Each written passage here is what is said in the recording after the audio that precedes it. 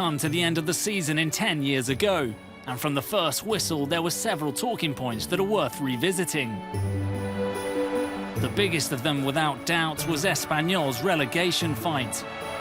Ferran Corominas made history in scoring one of the most memorable goals in the club's history. In Montjuic, Espanyol knew they were temporarily going down as Alaves were ahead against Deportivo at Mendizorroza. The Budgies gave it their all and created several chances, but Real Sociedad were proving hard to break down. Then, in the closing seconds, Coro scored the goal which kept them in the top flight.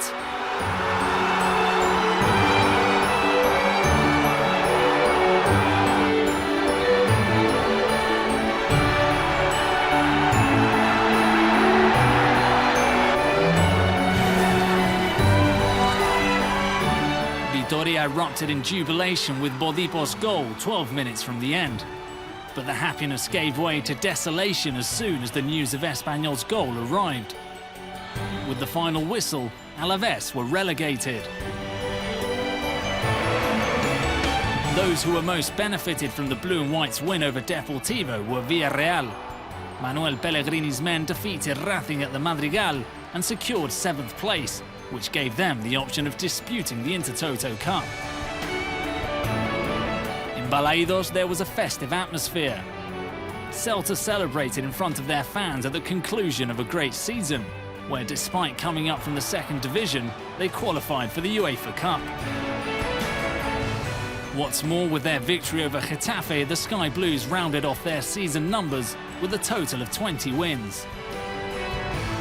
In Vigo, it was also a time to bid farewell to an important club player.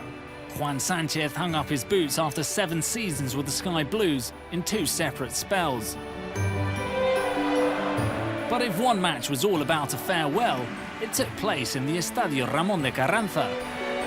Cádiz and Málaga, both already relegated, played each other in an Andalusian derby that, despite having nothing to play for, was watched by 15,000 fans. Outgoing manager Víctor Espárrago's side wanted to treat their loyal fans and took the points from their local rivals with an overwhelming 5-0 win.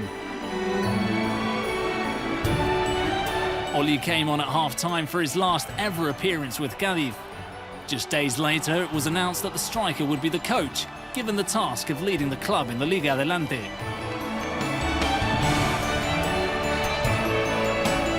Ten years ago, another postponed game was played, one which corresponded to matchday 34.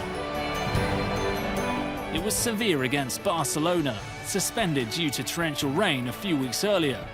It would have been fundamental had it been played when due, but turned into a duel of champions, with the Catalans lining up a guard of honour for Juan de Ramos' team, winner of the UEFA Cup just days earlier.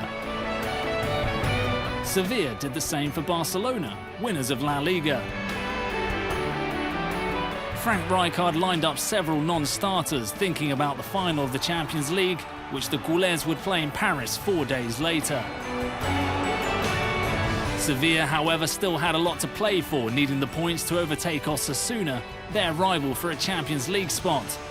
Because 10 years ago, winning the UEFA Cup didn't earn the champion a place in the continent's top tournament. The Andalusians took the game more seriously than Barca, and also took the points, winning 3-2 with a goal from future Barcelona star Dani Alves.